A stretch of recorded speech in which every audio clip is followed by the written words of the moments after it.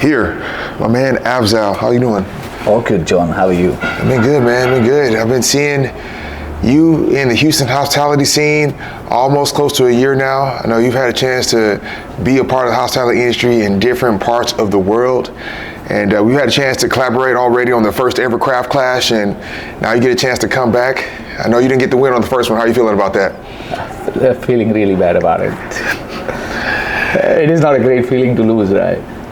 And with your early thoughts of that competition, what were some of the things that you think you should have did differently? I think so. I kept things very simple because I wanted to, because when I understood the way the competition was functioning, I was thinking I want to keep flavors simple so people can enjoy and appreciate. But what I realized was the flavors which I chose were very common and very simple. And I think so that is where people didn't feel that I've done something new for the cocktail, and that's where I think so I did win. When it comes to the beverage creation process, how much pressure is it on these cocktail creators, you all, to like create something that just wows the guest the first time? A lot of pressure because it involves a lot of research, and even after research, if something is created, if it cannot wow, then it has to be rejected, right? So once we do the research, we start making the cocktail, and if I put the idea to a panel of people, if they are not wowed, then I discontinue that idea and I start fresh again, because it is very important that a cocktail has to be exciting. It cannot be something which everybody knows, right? And at that process, is that something that's already on the menu that you're able to find out that people are rejecting this cocktail, or do you have like a testing process that leads up to that? So the cocktails that we have in the menu right now, out of which there are 2 cocktails which are very acquired flavors. Initially when we started, we had some rejections on that cocktail, but now there are, like, out of 100 there are 20 people who still don't like it, but there are 80 who really love it, and they actually introduce it to their guests, and that is why we can't take it off. So that is with one cocktail. But there is another cocktail where we use pickling, where vinegar plays a part in pickling, and vinegar is a flavor which not everybody likes it.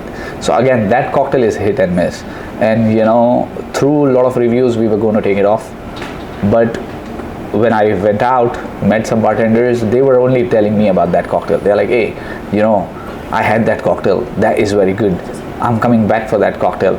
Then there are some others who are like, hey, I've seen that cocktail and I want to come and try. And I'm like, damn, I was just going to take it off. When it comes to cocktails sound like they're marketing your establishment sometimes. Can you touch on cocktails being a marketing piece for a venue? So if a cocktail is in line with the story of the venue, so say for example, I can't talk on a lot of venue, but I can talk about my venue, because the venue I work is an Indian place. Right, so I already have a filter done that whatever we make, if it is Indian, it fits with the theme, so it is easy for us to think. But I'm sure where there is no theme defined, it is very difficult for them to innovate and filter the cocktails.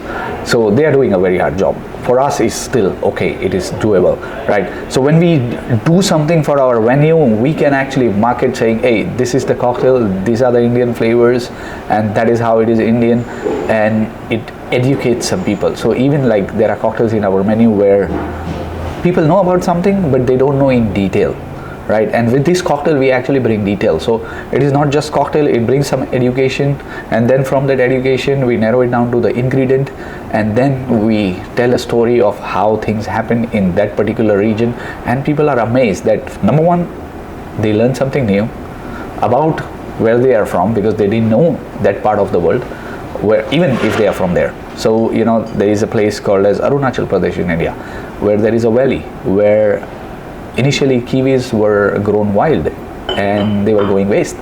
Just before 20 years, government domesticated the kiwi, and local tribe from there started making kiwi wine because kiwi was going waste. Now nobody in India knew that story, including me, right?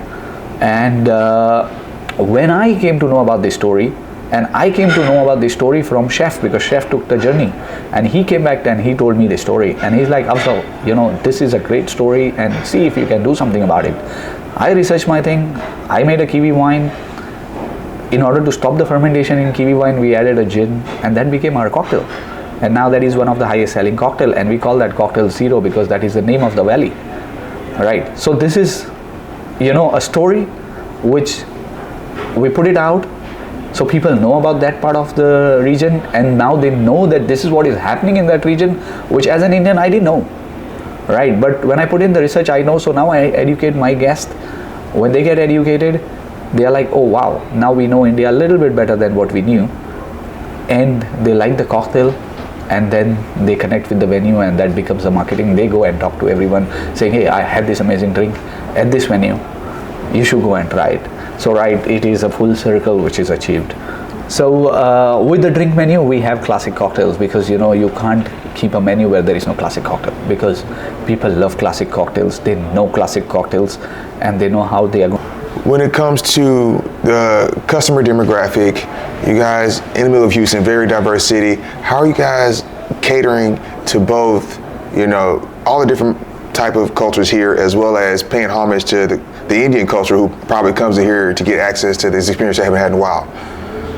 So a few things, we have our menu divided into. Number one, we have our signature serves on the first page. Then we have a second page which is dedicated to the community around Musaafer. On the same page, we have another layer which is classic cocktail, which is for everyone. Third page, we have gin and tonic, then we have non-alcoholics, then we have wines, and we have spirits. So when we talk about our signature serves, right? Now signature serves have history, culture, ingredients from India, and they actually tell a story of India. So it is like putting India in a glass.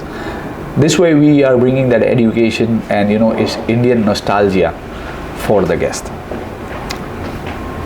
Now chances are those drinks may be a drink which can actually take a learning from a classic cocktail. So say for example, we have a drink called as pumpkin spice kapi.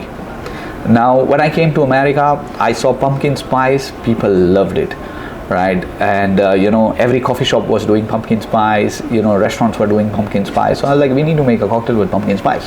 And what was the easiest cocktail to use in pumpkin spice was an espresso martini, right? And in India, in south part, they do filter coffee, and because of the pronunciation, they call it kapi instead of coffee. So we called it pumpkin spice kapi. So we used coffee, we use liquor 43 in it to get a little bit of layering like you get it from Carajillos, because people loved Carajillos here. And then we infused that with pumpkin spices.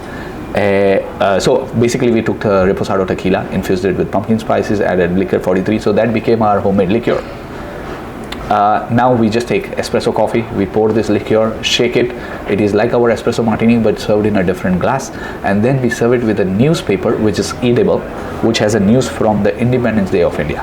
So the first you had news. that one in the craft class. Yeah. Correct. Yes. So that is one of our drinks. So now this way, right, we are still serving the demographic who wants to have an espresso martini and a Carajillo, but in an Indian style, right, with the flavors which are known for them, which is pumpkin spices, liquor 43, right? So this way, we have our signature cocktails where we tell a story of India, history of India, ingredients of India, because the pumpkin spices are actually the same spices which we use in India. And then, we have something which guests like. So this is one. Second is our cocktail called as Kohinoor. Now, people loved old fashions here, right?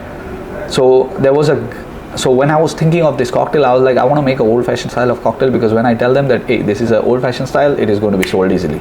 It is easy to sell. So I was like, okay, let's start with the benchmarking of old-fashioned. But when I build it up, actually it is like a Manhattan, but actually it tastes like Sazerac, right? And I only came to know that it tastes like Sazerac because when I gave it to an industry professional, the person tasted and he's like, oh, I love this cocktail, but you know what? It tastes like Sazerac. But it has got nothing to do with Sazerac. Only whiskey, right? But even the whiskey is a Scotch whiskey. How we build that cocktail is we take figs, we infuse it with sherry. Sherry goes inside the drink.